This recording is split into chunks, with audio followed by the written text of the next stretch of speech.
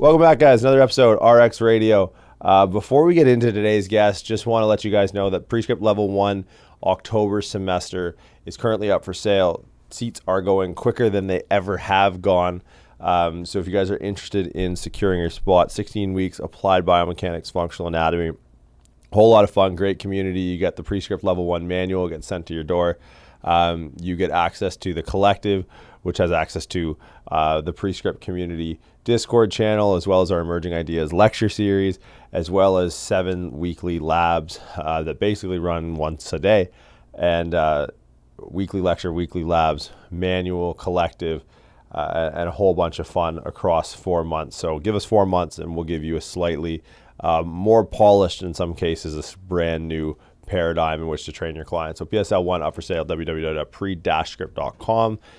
Just head to the courses tab and you'll see PSL1 there. Actually, we have our own tab for PSL1 up the top. So can't miss it, guys. October start. If you've been on the fence, now's the time to hop in. We're going to change things up a little bit in 2023. So this will be the last one, not for a while, but definitely for this year. So do hop in and we'll see you guys in class in October. Now, today's guest. This is the weirdest thing that I think this podcast has ever afforded me, in the sense of, like, I have no business talking to the people I talk to. But somehow through you guys listening, it's given me the power to reach out to people that I've always wanted to talk to, but they had no reason to talk to me. And no more is this highlighted today than I'm going to go as far to say childhood hero, Dan Otoole. For those of you unfamiliar with Dan Otoole, you're definitely not Canadian, because he is a household name in Canada. Dan Otoole was a very famous sports broadcaster, now host of his own podcast called Boomsies. I tried to do my best Dan Otoole impression there. I thought that was pretty good. That was pretty good. Lenny says it was pretty good.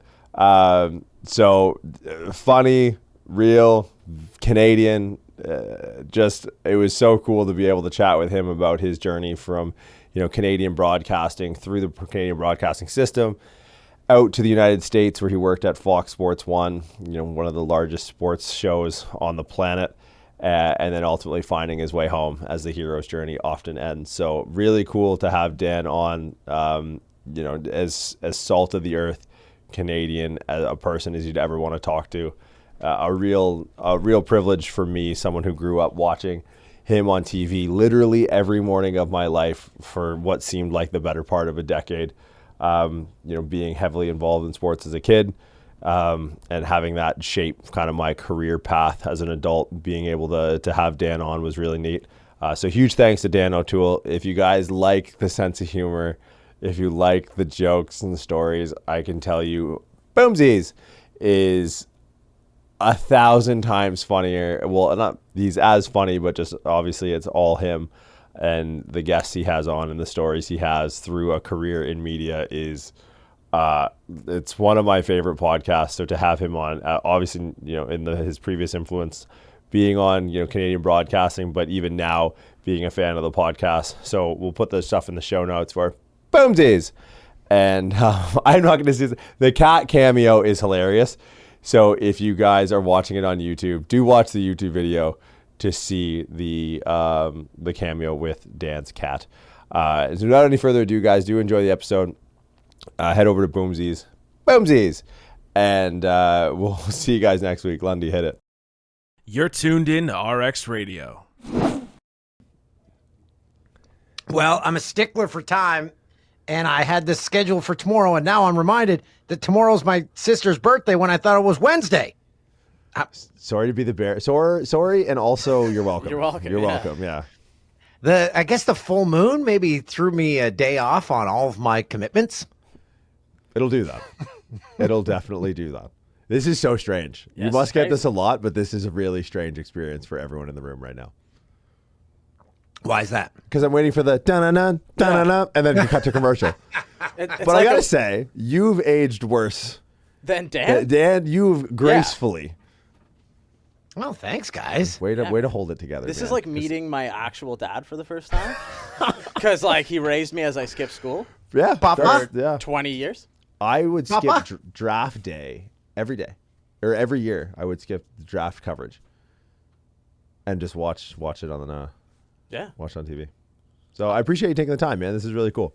This is awesome, guys. And now I get to do everything from my basement. I saw that. Big fan of Boomsies.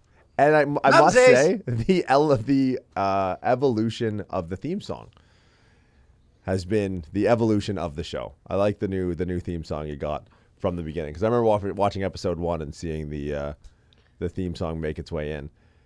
And now we've even got a new one coming. Come on, this week we've got a new one. My friend and DJ Ryan Shepard has dropped us a mix, so we've got a little EDM coming into the show this week. Which is my groove. I don't know if my body resonates with that kind of music, but it just puts me in a good mood when I hear those beats. I can't tell if you're messing with me. No, it's true.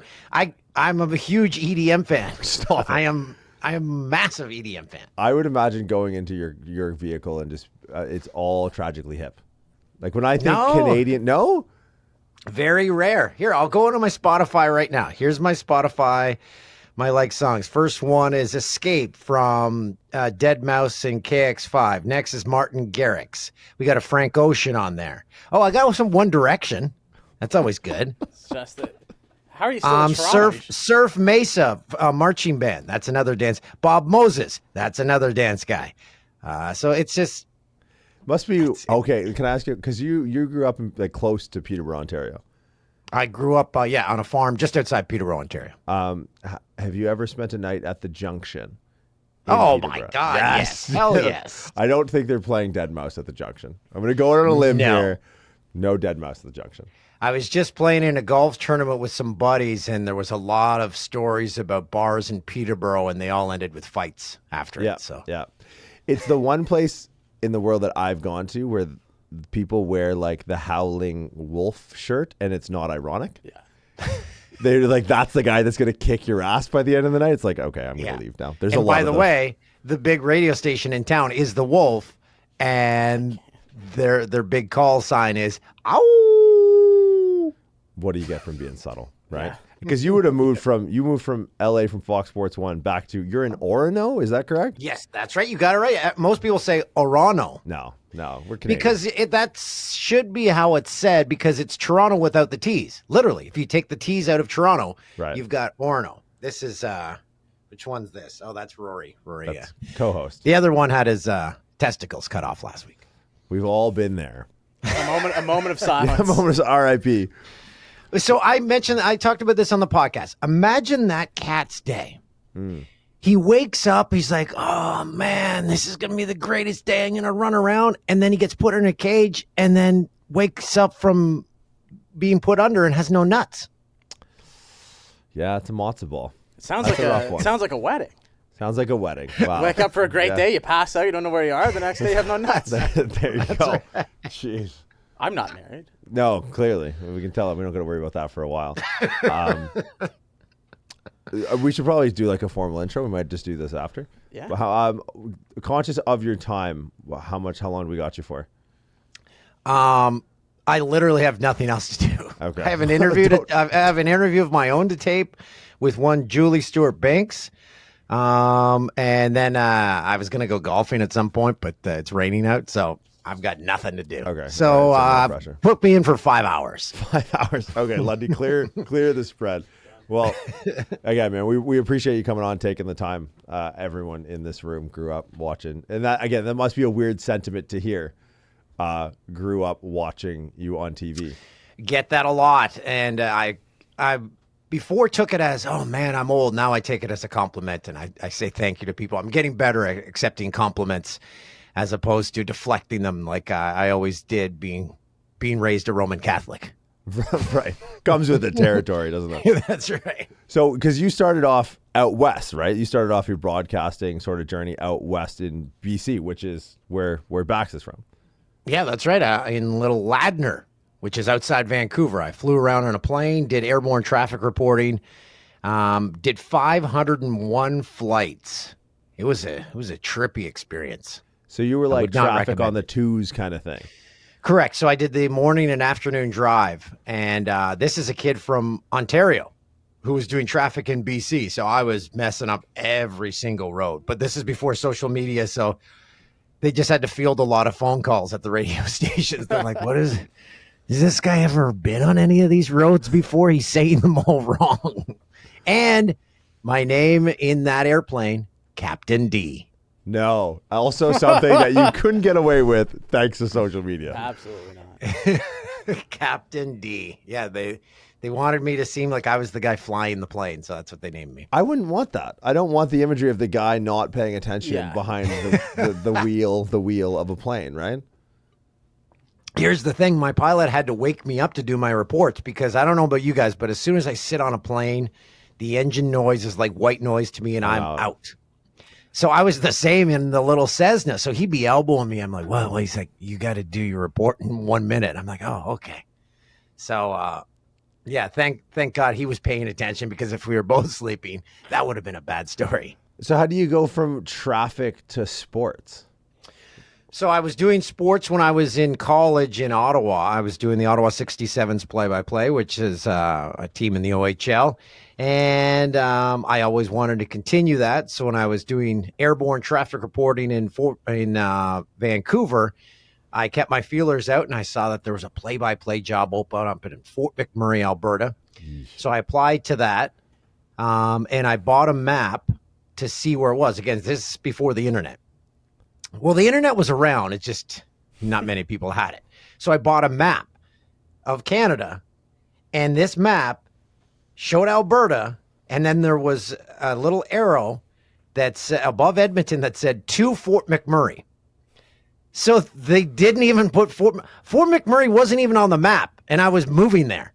So that's how north that place is. So yeah, I found a play-by-play job up there and went up there for 3 years. Was this still was this oil rig Fort Mac then? Like Fort Mac has a reputation. Oh, so it was that.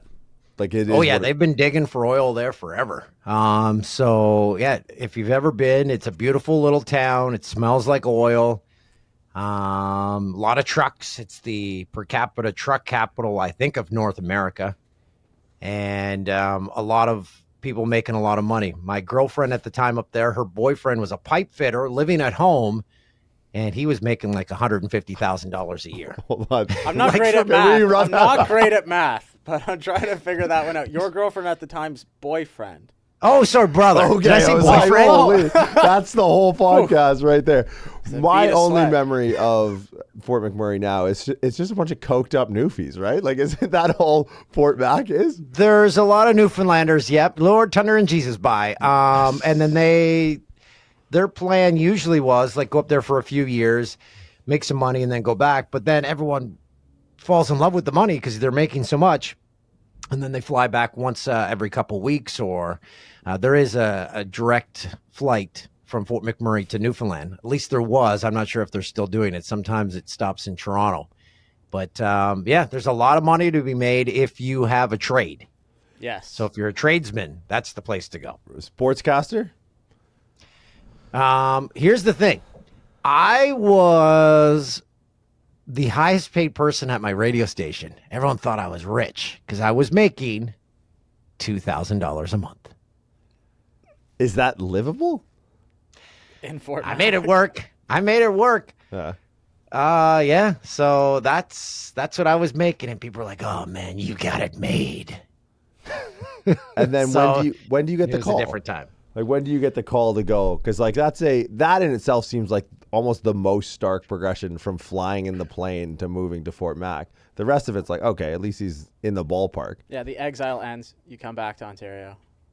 So what I did was I got in the ear of a guy who ran the cable station up there, the TV cable station, by the name of Curtis J. Phillips. And I said, I'd love to do TV. He's like, here's a camera. You go out and shoot it. I'll help you edit it. So I'm shooting stuff. I did like a show with the member of parliament there.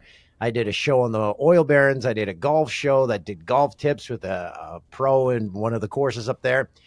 He put one of them on. And then there was a job for a reporter in Edmonton for Fort McMurray. So you do a little report on Fort McMurray in the Edmonton News on CTV. So I sent that tape to them. And they said, okay, yeah, you can do this. So I did that job. And while doing that job, I sent that tape. Again, this is before internet, so you have to send actual tapes to people. I saw there was an opening in Vancouver for a sports reporter. So I sent a tape to him by a man by the name of George Froelich, who worked at CKVR. And he said, we're hiring in 1 year for the launch of City TV. Get a year's experience. We'll hire you. Got a year's experience. He called me a year to the day, said, did you get that experience? I said, yeah. He says, okay, you're hired. So I moved to Vancouver after being in Fort McMurray for 3 years to do a sports job at the new City TV in Vancouver. So that was in 2001 or 2. Now, what was that transition like? Because I'm really curious, because you've obviously ascended to the precipice of sports broadcasting. I'm curious to just hear what are the major, I don't want to say pitfalls, but what were the opportunities, the learning points, the pain points of transitioning from an airplane where a guy had to wake you up to 2 G's a month in the oil rigs to back to van and then onward? Well, I should point out, when I was doing that plane, I was making $14,000 a year. So that I got a $10,000 raise going to Fort McMurray. So that puts everything into context. So what are the pitfalls? I just learned to do every single thing when I was up in Fort McMurray, and that's what got me into TV. And if I didn't put feelers out and ask someone, hey, can I put a TV tape together, I would never have gotten into TV. It's just, I was just very eager to learn every side of the business, radio and TV. And that's what allowed me to cut my teeth and figure out what the hell I was doing.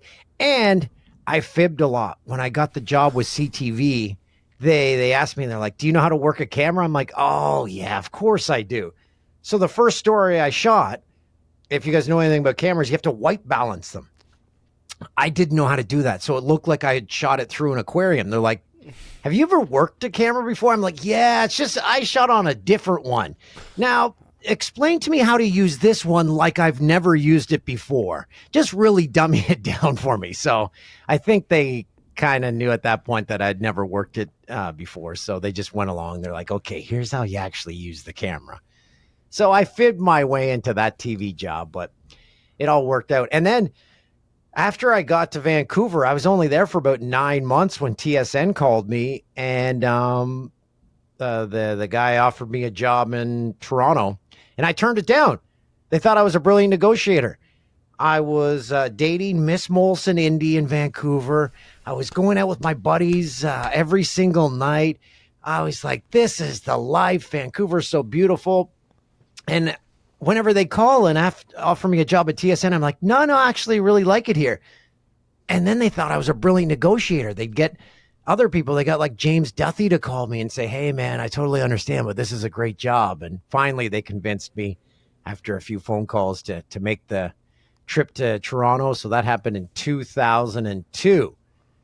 And yeah, that's how I landed in Toronto after a brief stint in Vancouver, which was preceded by a 3-year stint in Fort McMurray. So I got to see a lot of Western Canada. I mean, I think the story starts for most people when you made it to Toronto, right? Like when you were in Toronto, that must have been a stark inflection point of like notoriety. Like I would imagine you probably couldn't go down, like honestly, you probably can't go down the street in Toronto without someone being like, you're the guy I watch on TV every morning. Well, at that time, I was working weekends, and so the being noticed and stuff, that didn't happen until later on because I was working the shifts that no one else wanted to work. I was on weekends, probably from 2002, from 2002 to 2004 when I got paired with Jay, and that's when people got to see our show a bit more because then I was Monday to Friday. So it took a while to get the feel of it, to get comfortable. And when I look back actually on our old clips, a lot of them make me cringe.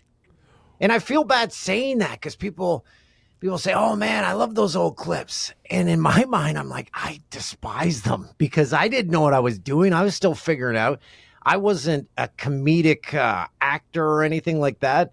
Jay was the funny guy, and I was just there to try and help out any way I could. So I look back and I'm like, oh man, I would have done that so much differently. I would have done that so much differently. I shouldn't have done that.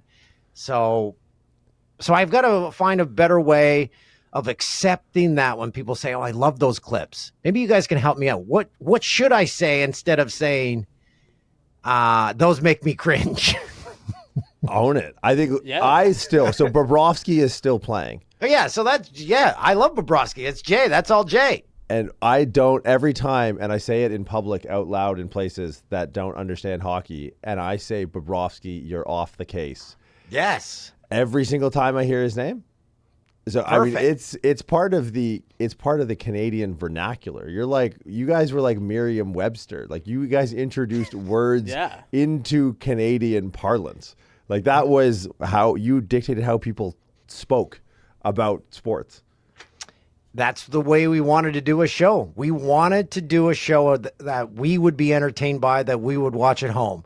And the way we always constructed the show was, it's like Jay and I are sitting on a couch with our buddies, and we're making the same comments we'd be making with our buddies. So that's how we always wanted to do it.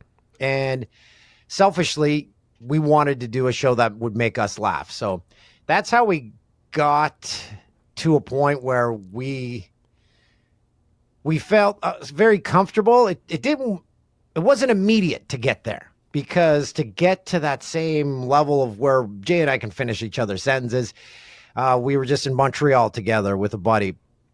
Jay and I know exactly when someone brings something. We're like a couple. If someone brings something up in a conversation, I know exactly the story Jay's going to tell about a trip. I know what part I'm going to add to that story. It's because Jay and I even exchange glances like, yeah, I know what story you're going to tell. I know what story you're going to tell. It's actually quite comical that we don't even give it any thought. That's how much we know each other, and that's how long we've been with each other.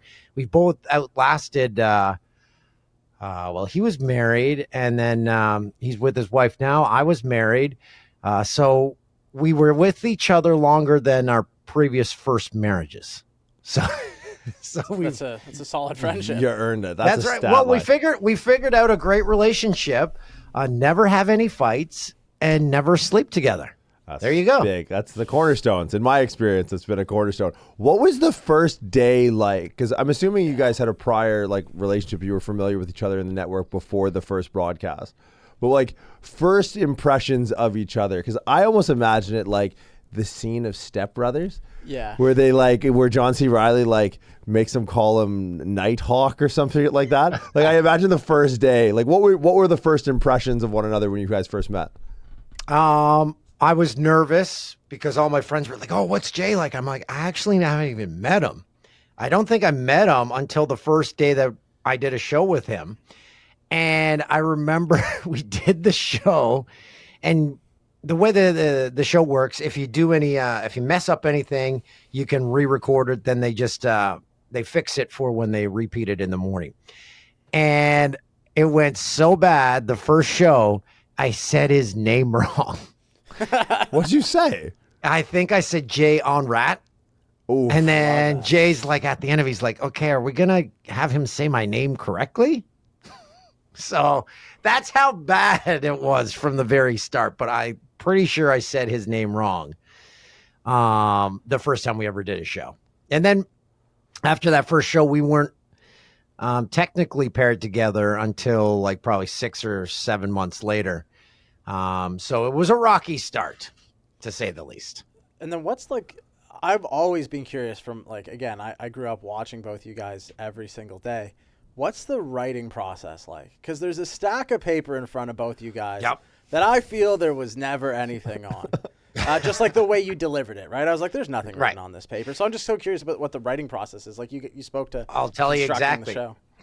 Okay, so whenever you see us on camera introducing a highlight package or something, we've written all that. We've written that on cam, word for word. We're reading that on a prompter. When we get to, say, the Flames Stars game last night, We've got a huge stack of papers. Someone has been given 2 minutes to put together a highlight package. And they've watched the entire game. They hand that to us, and we can put in our notes. We can put in our little jokes, whatever. We write those in the columns. That is a script that we're supposed to follow. It tells us exactly what's going on in the highlights. And then you got a stack of stats whenever you see the scoreboard come up after the game. Now, during all that, you can ad-lib anything you want. That's just a guideline. That's the blueprint that you're supposed to follow to get the show to time, to get the viewer to where you want them to get. And yeah. So as far as ad-lib stuff, it varies from show to show. But if you did all ad-lib, it'd be impossible because you wouldn't be following along with the highlight package at all that someone's put together, and then you have to. That's the thing with TV. It's so tight for time. Yeah. Because everything has to be on time. That's why I love doing a podcast, because you can go as long or as short as you want. There's no time limits. There's no time requirements. You don't have to get to a commercial break, anything like that. So I hope that explains all those papers in front of us. There was a lot of words on them. Yeah. A lot of words on them. I just think the constraint of time must have been such a pain in the ass going to the States. I can't watch. You guys ruined me. I stopped watching sports highlights when you guys went to the States. And it was around kind of a similar time when I moved to California. And I couldn't deal with the bad suits and the big ties and the jump. It's like the Kardashians were reporting on sports. It's like you need to have the attention span of a gnat to sit down. Because you guys went from having, how long would a slot be in the morning? That repeat, would that be a half hour? An hour. So it'd be a full hour of just the Jay and Dan variety hour. And then when you guys were at Fox Sports 1, how many minutes would you guys get in the giant panel? Oh my gosh. I taped. So it was a 3-hour show. We were on for 3 hours live a night on that show. Carissa Thompson, Andy Roddick, Donovan McNabb, Gary Payton, Gabe Kapler is now the manager of the New York or San Francisco Giants. Who else was on there? I might be forgetting someone. Ephraim Salam, former lineman in the NFL. And then Jay and I. So a 3-hour show, had to find time for all those people to talk, and then for us to do our highlights. I calculated one night after I got home, I watched the show. Of those 3 hours, Jay and I were on for 2 minutes in a 3-hour show. At that point, I was just like, why are we here? What are we doing? And then my check arrived in the mail. I'm like, right. Right. Now I understand. So yeah, it was, hey, they had every intention to make that show work. It's just with all those people and all that going on, it just needed better direction. I look at broadcasting in the States, or specifically something like LA, and I look at broadcasting in Toronto when it comes to sports, specifically, around the GTA area, in the same way I look at playing. I know players that have played for the Kings. I know players that play for the Leafs. The amount of stress for a hockey, especially now after, a couple days ago when the Leafs lost, the amount of stress for being a hockey player in Toronto is probably unlike any other sport in any other city. Yeah. Especially with the string of, I'm just going to call it a curse or bad luck. Mm-hmm. Did you find a similar I'm diluted in a crowd of 13 people on the air. I'm in a city where there's a ton of other actors, actresses, all this stuff. Did you feel less stress when you moved to LA because you were kind of in this crazy center of the media entertainment world, or was it more stressful because you're like, oh man, that paycheck's got some commas on it?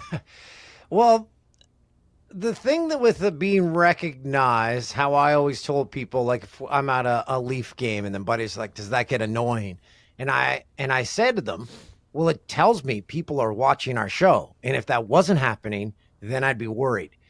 So that's what kind of happened to me in LA when you are going weeks upon weeks into months and not a single person has talked to you to talk about your show. You're like, am I just blending in here, or is no one watching this show? And then it dawned on me that no one was watching the show. So that it was great just going about and living, going on a beach and all that. But then after a while, you're like, well, someone should be recognizing us out at dinner here. And then it got to be to the point where Jay would come in and he's like, and again, Jay's a very recognizable human. Yeah. Where everywhere he goes in Toronto, people see him. He's so tall. And say hi. Where it would get to the point in LA, he would come into work and he'd be like, someone recognized me today. Someone recognized me. And I'm like, oh my goodness, maybe we're getting somewhere. So it got to be such a thing that we would make a point of it and say, hey, today's the day someone saw me and they knew me. So it was kind of a double-edged sword, but that's how I always gauge things in Canada. By the recognition factor was, oh, good, people are watching. Were there any like ancillary benefits? Because I grew up watching tennis, and to do a show with Andy Roddick to me sounds like the coolest thing ever. Like, was there like a series of checks and balances where like, okay, the show might not be the same level of recognition, but I am making, I'm assuming, more money in LA. I don't have to shovel snow. And Yes. hey, look, Andy Roddick. Like, what were some of the ancillary benefits you can talk about? Oh, I loved every second of it. I loved every second of our time at Fox. We were treated amazing by our bosses, by all the crew members. We're still friends with probably a dozen people from that show to this day. One of them being Jim Pearl, who was a stagehand that he just came up and saw Jay and I in Montreal. Then he came and stayed 2-3 days at my house, then went downtown to visit Jay. So I wouldn't change the experience for the world. It's just the perfectionist in me wanted that show to work. Right. That's the only downfall, was that no one watched the show. But every other thing that came with this, living there, working with those people. You mentioned Andy Roddick. We had so many dumb ideas. One day we're like, hey, Andy, you should hit tennis balls at us one day. He's like, no, that would really hurt. And they got us catcher's gear, and then he hit tennis balls at us. And we're like, you should do it overhand. He's like, no, 2 reasons. I don't know where it's going to go. And secondly, I might kill you. So he did it underhand, and still managed to put a welt on my leg that was probably about, it carried from my knee to my hip. It was that big of a welt. So it was just dumb, stupid stuff. And Andy was a great guy. Gary Payton was a great guy. Gabe Kapler got me in the best shape I was ever in my life. And he got me on a program where you work out every second day, and all you do is weights. You're in and out of the gym in 30 minutes. And he just fills you with confidence. Now I'm not surprised that he's a manager in baseball and doing so well. So all those benefits of meeting those people, working with those crew members, driving onto a set that was a working Hollywood set with palm trees, fake streets from New York. It was just an awesomely spectacular experience that I would never change. It was just, like I said, no one watched the show. What about the city itself? Because like you guys are, at least from a distance, seems like fairly embedded into the Toronto sports culture, right? Like I'm sure like the players on the Blue Jays, players on the Raptors, players on the Leafs, they all knew who you were, right? Like do you get that same assimilation into like the LA? I mean, LA is such a sprawling city. It just goes forever. Did you get that same assimilation? Like did you feel as close to sports in LA as you did in Toronto? Because Toronto is such a, you can leave, I'm going to call it the Sky Dome in ACC because I don't know what they're called now, but you could leave the Sky Dome and you can walk and you can see BMO Field on one side and you can see ACC on the other. And LA is just like, well, I don't know, it's like an hour and a half with traffic. Yeah. I'm so glad you just said that, because I mentioned this the other night and I feel so bad, and I feel like I can't even call myself a sports fan. I lived there for 4 years in LA. I still have never been to the Staples Center or the crypto.com. And I feel bad, but at the same time, I was like, well, I got to drive an hour and a half to get there. And then I got to find parking. And I just talked myself out of it. I never went to see a Kings game or a Clippers game or a Lakers game. And you know what? I don't have many regrets about it. I'm like, I was probably sitting on a beach or I had some other great idea. I was right next to it many times because they've got the little, the area with the hotels and shops and all that. But I was never inside that arena. So if that answers your question, I hope it does. But yes, LA, it takes a lot of time to get places. A lot of time to get places. Now, what was that transition like going back to Toronto? Like, you're in LA, beaches everywhere, come back to Toronto, not so much. Like, what were the things you missed about LA when you got back to Toronto? And what were the things that you're like, oh, thank God I'm in Toronto that I have like X, Y, and Z? I'm like a chameleon in which you put me in any environment and I will adapt immediately.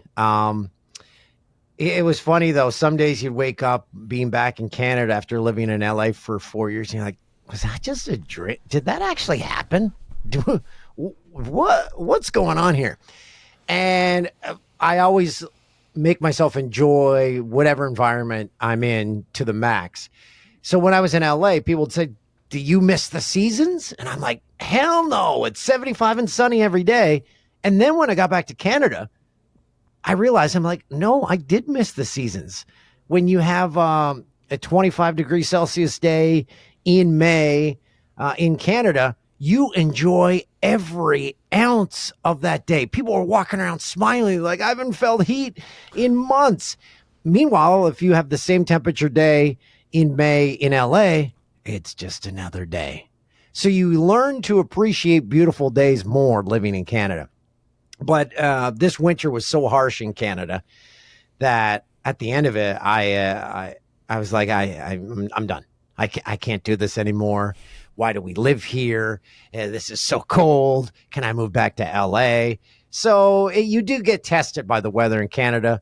But at the same time, a beautiful snowfall. You can go out and make snowmen with the kids. And then, other times, like I said, when winter drags on, you miss LA. But it's a great country. I do love Canada with every fiber of my being. Did I say being? Being. Being? Human being or being? You're done. Yeah. Being? You're done. Would you say like Toronto feels like home for you? Like you mentioned you're a chameleon anywhere, but like coming back to Toronto, was there just a sense of, being back home? Or I know you don't live downtown now, but was there a sense of like this is where you're from kind of? Yes. In the house that I am now living, so we bought it as soon as we got back here. It was the height of the real estate market then. My agent that was finding me a home, we couldn't find anything. Then she's like, there's this little town. My friends are thinking of selling their house. Why don't we go look at it?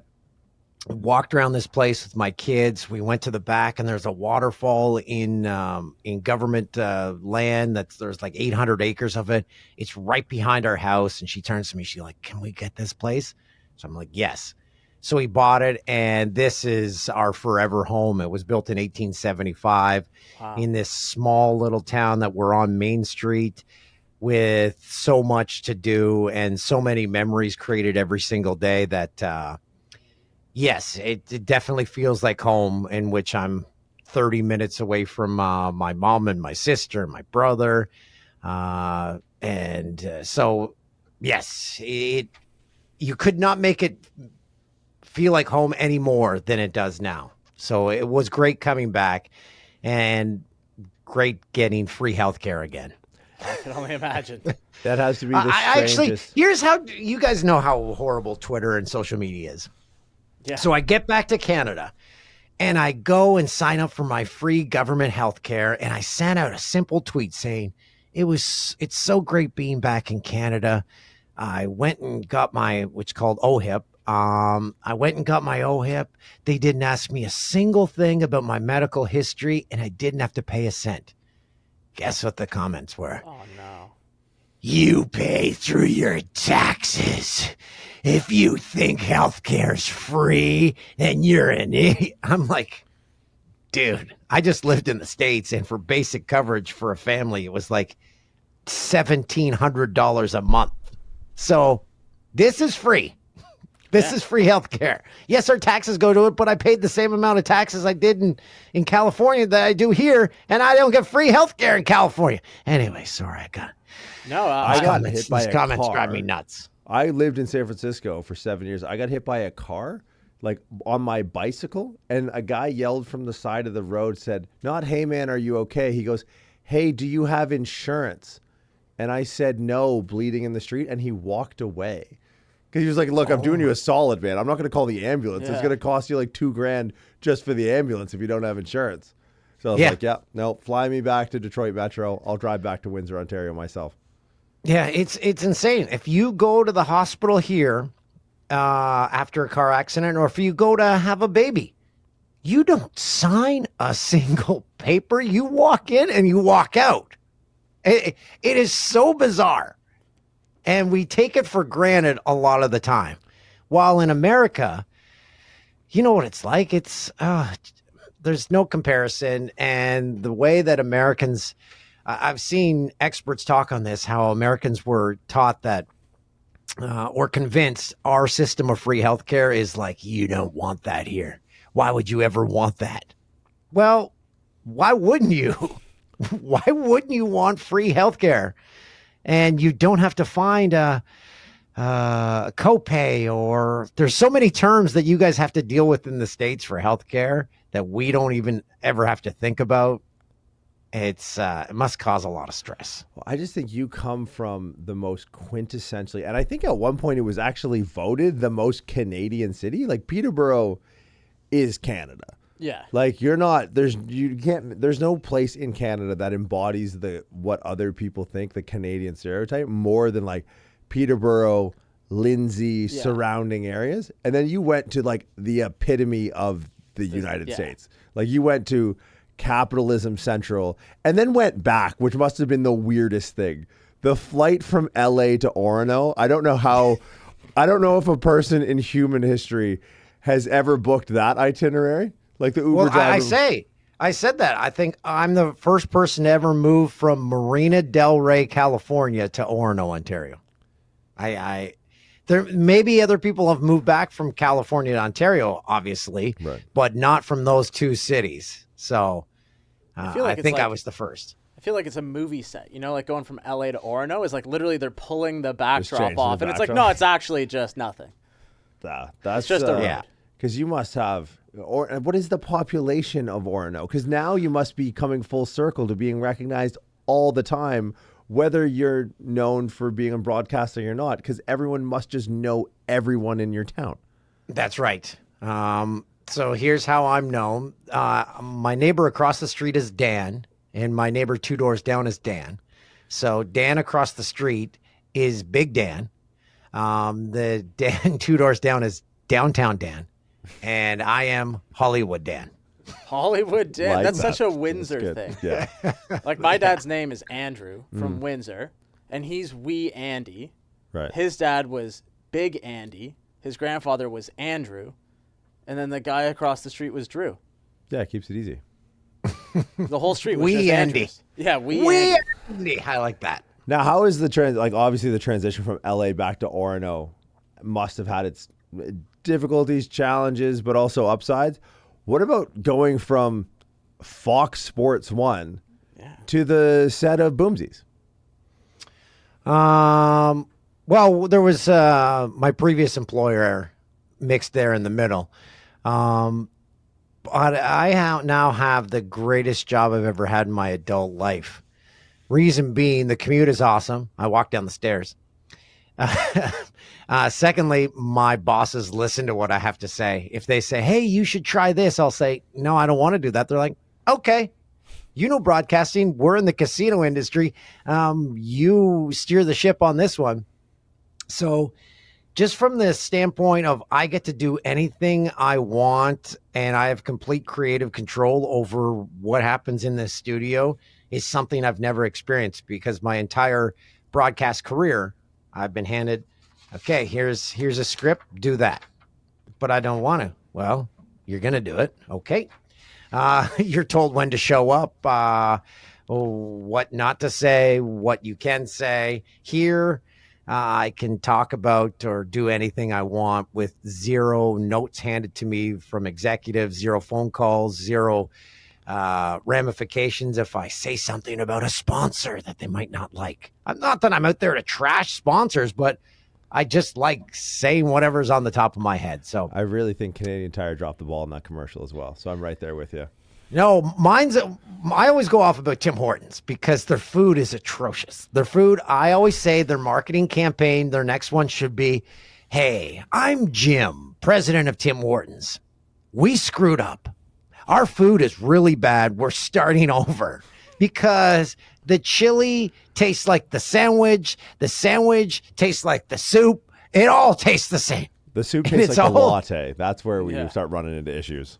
It's all garbage, just like the Starbucks food. Starbucks food all tastes like it was made from styrofoam.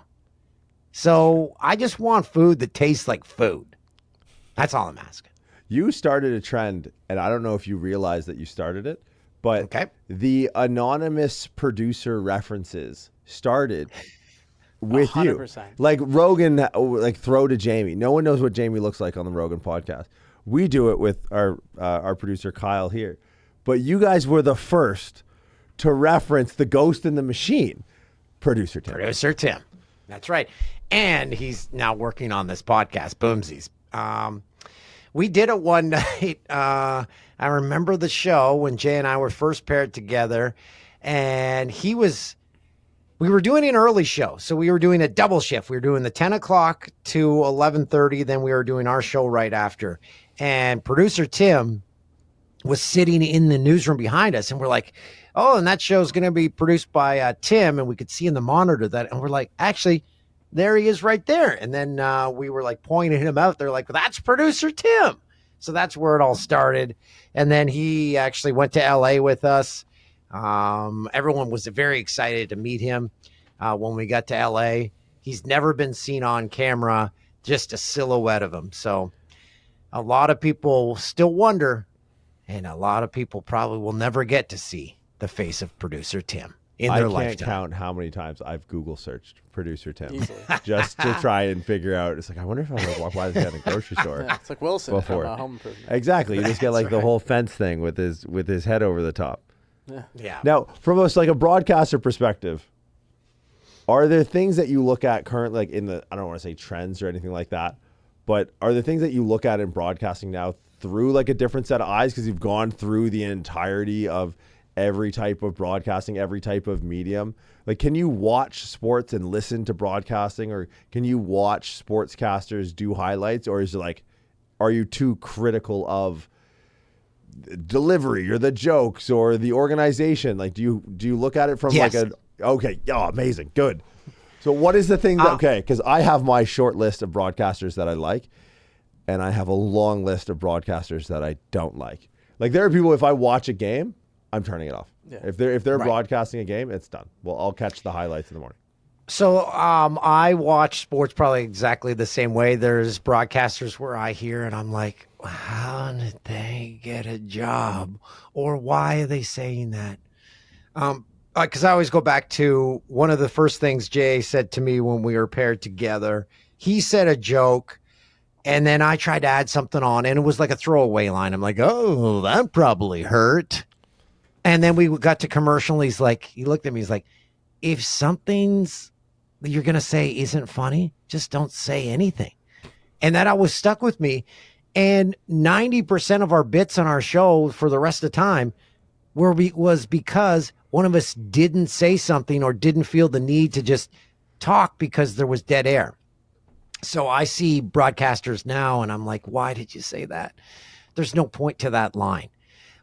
But at the same time, I would never be one of these people on social media where sent out a message to that person or regarding that person saying, you're horrible. How did you ever get a job?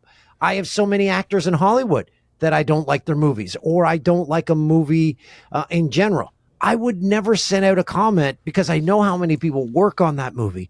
I know how that would affect the person that's regarding. So I keep it to myself. But yes, I have so many broadcasters in which I see and I'm like, what are you doing? And I try hard. I sit there. I'm like, nope, I'm going to change my focus. I'm going to try and like this person. And it just doesn't work. What about the goats? Try. Like, what about the goats? Like, who are the best you've ever worked with? Like, if Gino Reda was on TV, I was not turning that TV off. Yes. If Darren Detition was on that TV, I am not turning it off. Who are your, like, either working with or even outside of work? Like, who's the most fun broadcaster when they're not broadcasting? Like, who is your Mount Rushmore of sports broadcasters? James Duthie, who hosts the NHL on TSN and hosts every big event. He is hands down the best broadcaster I've ever worked with. He will sit there without a teleprompter and just give a 3-minute intro to something. It's something that I wish I could do, and I never will be able to accomplish. Bob Cole was one I always looked up to growing up, doing play-by-play for the CBC. Chris Cuthbert, who's still doing it. He's now with Rogers. He is fantastic as a broadcaster. Gus Johnson, worked with him. He is unreal, the level of excitement. Kevin Burkhardt, who's now the #1 play-by-play guy for the NFL on Fox. He is a tremendous broadcaster. Who am I missing? There's probably a million, but those are the ones that come top of mind right away. How do you, especially Bob Cole. Bob Cole, top of the list. Yeah. My big question for you, like, we do this podcast, and this isn't, even close to amateur broadcasting. By the way, this is Remy. This is the Nutless Wonder. A lot of confidence for no nuts. What an intro. All right, I'm getting the hell out of here. Yeah, he's like, well, thanks for that. If you don't have anything funny to say, don't say it. But was it hard for you, or if you had to at all, like, to turn it off when you went off air? Because for me, this isn't me. Like, I am very introverted, so even sitting here, like, causes me undue stress. But for you, it seems to come so naturally just to be on and to be engaging. Is that you in your natural state? Like, you go walk back upstairs and you're the same Dan Otoole? Yeah. I kind of don't have to put anything on. I'm kind of just out there as a human. The one thing I found most difficult, though, was getting home after doing a live show at 1 a.m. was trying to come down. And so I wouldn't be going to bed till like 3, 4 in the morning after doing a live show with Jay. And I always wondered about professional athletes. No wonder they get hooked on booze or pills. How do you play a game 7 or an overtime game in the regular season, score the winning goal, and go back to your hotel or your house and say, okay, go to bed. Go to bed. Yeah. They say Major League Baseball runs on 3 A's: alcohol, Ambien, and Adderall. Yeah. So anyway, I think I got sidetracked there, but I am an outgoing person. Yes, but I also like my alone time. And I'm running out of excuses since COVID and the restrictions have all been lifted. I don't have my excuse of, my kids don't want me to go anywhere because of COVID. So that got me out of having to go to a lot of things. Now I've got to come up with a new one. Yeah, I was thinking about having kids for that very reason. So I'm like, we got the kids at home, can't go. Yeah, they're always a great excuse. Yeah, because you can't just tell people you don't like them. That doesn't. Yeah, COVID was the best excuse. Sorry, man, COVID can't really do anything. That was the best, and no one could question you on it. No, very conducive for my lifestyle as well. I really liked it. Well, the one thing that kind of was born out of COVID, there's a shift now, obviously, between like quote unquote mainstream media, and like we're not even going the political route, but staying in the broadcasting realm. Like the amount of money going around decentralized sports broadcasters. Pat McAfee comes to mind. Brandon Marshall just inked a deal with Sirius XM Radio with I Am Athlete. Like, do you see the limitations of that time constrained medium of the network broadcasting? 100%. Yeah. 100%. And I see it just as so Overdrive is a radio show that's big up here, and they're the #1 in their market for drive time for sports. But the numbers are just decreasing day by day, because if you want to hear that show, you have to tune in right at 4:00 to hear like the top stories, hear them talk about the Leafs and what happened this weekend. And then that's just not the way people are geared anymore. you can't be in your car at that time. You want to turn something on at in your car when you have time, pause it when you have time. Oh my gosh, this cat has gone more insane since it's lost its nuts. So the access when you want it, that's what people want now. Just like their TVs, Netflix. You don't have to tune in at 8:00 to see the latest Netflix thing. You can tune in whenever the hell you want. And that's how people want their radio programming, their stuff that they listen to in the car. They want it on demand. They want it exactly when they want it, what time they want it, for the length of period that they want it. And that radio just cannot provide that. TV cannot provide that. Although TV has the best option because you can PVR things. But still, any kid that is under the age of 30 will never buy cable for the rest of their lives. They will never buy cable TV, in my mind. So, oh my God, this cat is insane. I apologize. What's your take on the money? Because that's what gets me. Is like, I forget McAfee's deal with, it's a lot. It was like 200 sheets, and then he's got the Brady one. Have you seen this thing? Yeah. Brady's going to make more in broadcasting than he did playing. That's insane to me.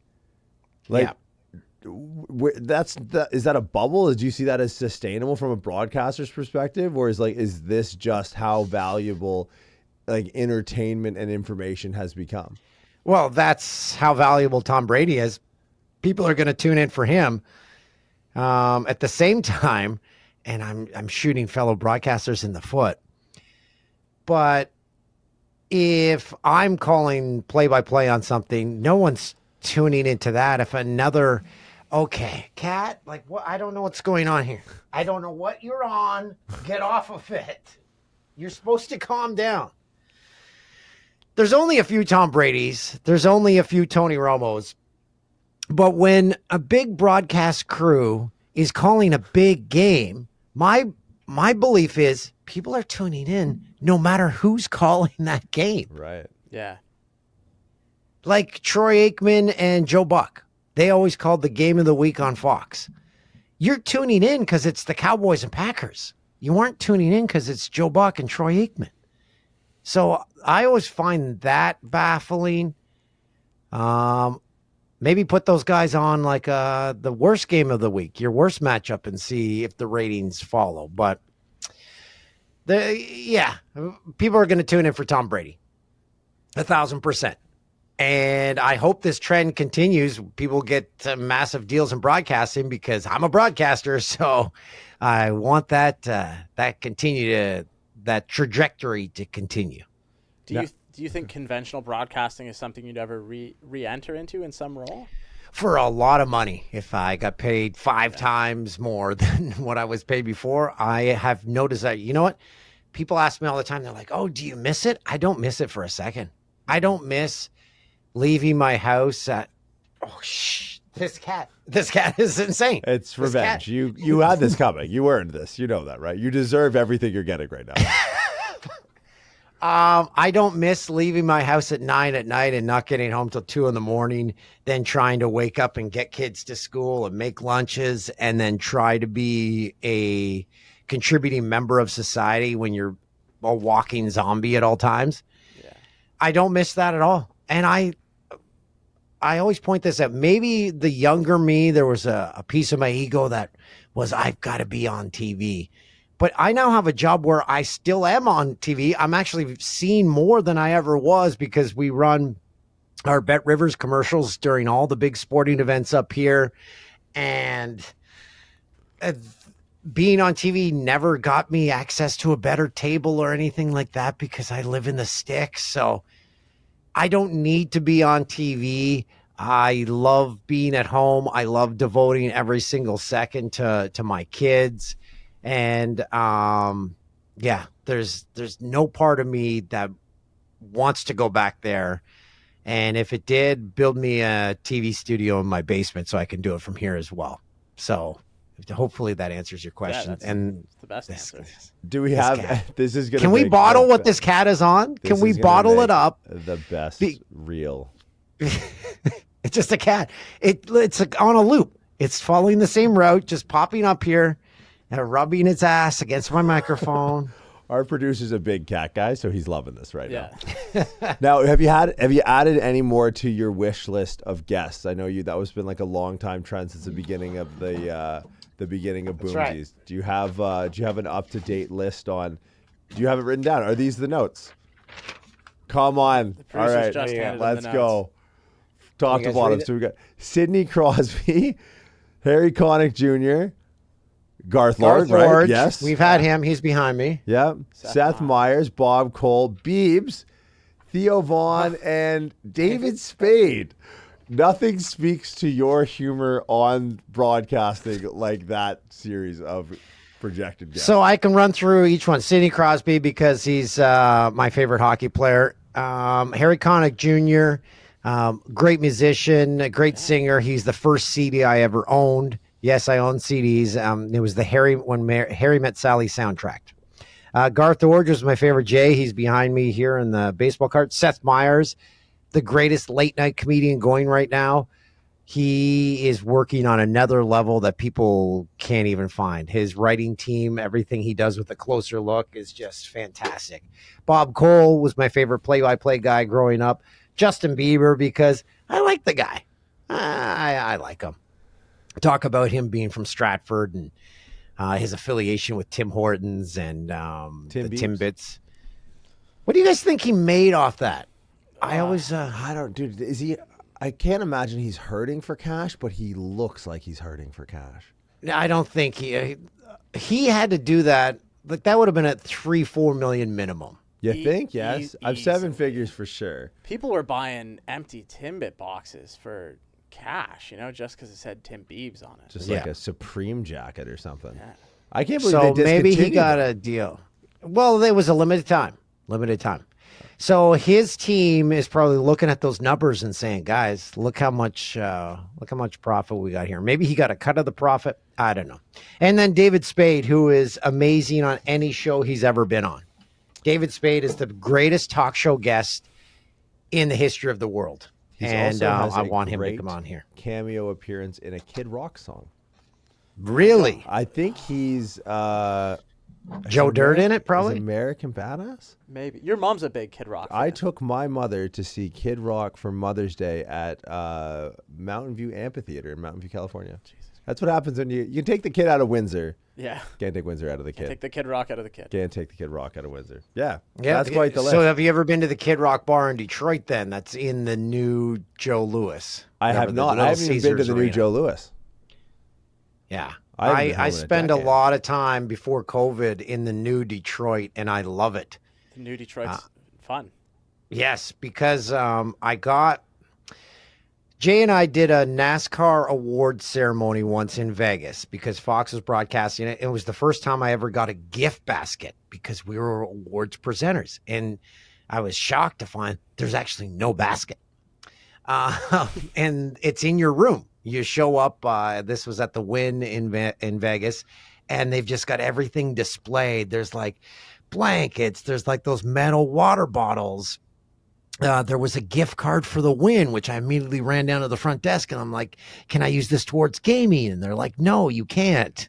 And then one of the items usually I've got was a Shinola watch. Oh, and I'd that's never- right. Yeah. I'd never heard of them, and I have that watch to this day. I have now since bought 4 or 5 other Shinolas. They built a hotel, the Shinola Hotel. Yeah. I remember crossing the border. The border agent says, "Okay, what's the purpose of your trip?" I'm like, "I'm going to the Shinola Hotel because this watch company, the guys who make this watch, built a hotel." And I'm like, "How cool is that?" They're like, "No, really, what's the reason?" And I'm like, "I'm going to stay at a hotel." He's like, "Open your trunk." Come on. So he didn't believe me. Anyway, stayed there. I love that place. Also like the Foundation Hotel. Yeah.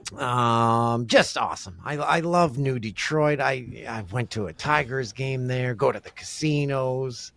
It's a blast. I love That's so strange to me. Growing up, Detroit was, I remember being a kid, and this wouldn't fly now, but old Tiger Stadium. Yeah. And it may have been the same with the Joe. You pissed in a trough. Yeah, that was a big deal. It wasn't even a urinal. It was just a giant communal tray that everyone. Yeah, the old Joe Louis, you like stepped over needles to get inside. Well, yeah, I mean, you're like had to drive them Jefferson Avenue. I remember seeing like the Dynasty Red Wings, like Yzerman, Shanahan, 97, Fedorov, 98, the Russian 5 for $25. Yeah, good luck. Yeah, that was like my greatest sports memory. Yeah, and now they're these. And Ford Field's not far from those guys either. The Ford Field. Comerica Park. One of the greatest baseball stadiums, I think, right now. It's so cool. I went there, stood in the outfield at the bar/restaurant area, watched the entire game there. It was really cool. Do you have any personal favorite sporting moments where like you don't put the broadcaster hat on, you're like just as a sports fan, Summit Series, gold medal Olympics, 60 goals, 50 goals, Cal Ripken. Like, do you, as just a sports fan, removed from the broadcasting, look back on like your time watching and enjoying sports and go, man, that was it? Hands down, my favorite is the Sidney Crosby golden goal when Canada won gold at the Vancouver Olympics. Everyone in this country knows where they were when that happened. And I love it so much, at least 2-3 times a year. I will still go on YouTube and watch people's reactions from across Canada to when Sidney Crosby scored that goal. So you've got like a camera set up at a restaurant or a bar, and everyone just goes nuts. You have a camera set up like a senior's residence, and the seniors go nuts. And I start crying every single time I watch this. So where were you? I was in Vancouver. I was there covering the games, but I went to meet my brother and his friends at a bar to watch the game, and I jumped 50 feet in the air. My phone fell into my pocket. Someone stepped on it. I didn't care at all. Walked out of that bar to the broadcast facility, which was like 3 or 4 blocks away. People were out on the street with their drinks, hugging cops. Cops were hugging them back. It was the greatest love-in that I've ever seen in my life. And, yeah, it equals when Canada won gold in Salt Lake. And I was also in Vancouver. My brother and I watched the first 2 periods of that game against the U.S., and we're like, maybe we'll go down for the third and see what's going on down there. We showed up at a bar, and it was pure insanity. The bar ran out of booze. People just... Okay, Kat, like, I don't know what I can do here. I don't know what is the answer to your problems, but just leave me alone, please. Thank you. So Olympics are a huge piece of my heart. Way more than I'm a massive Jays fan, but when they won their back-to-back World Series, that was cool, but it didn't equal even remotely of when Canada won gold in hockey at the Olympics. Yeah, Jays are close because, like, with hockey, it's obviously divided based off of the number of Canadian teams in the league. So there's obviously split allegiance across the country. There were the Jays without the Expos. They're kind of Canada's team, but if you live out west, you might cheer for a California team or something like that. But yeah, I remember I was playing Junior C in Kingsville. We had just played the Bell River Canadians. We got our asses handed to us. There was a small TV on top of a vending machine. And we were just fighting the entire game. We came together, both teams, in the lobby. It was, 11 o'clock at night.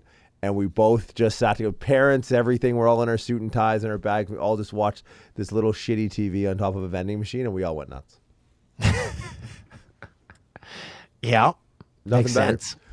Now, what's coming up with Boomsies? Speaking of broadcasting, what do you got on the pipe coming in the future as far as episode release?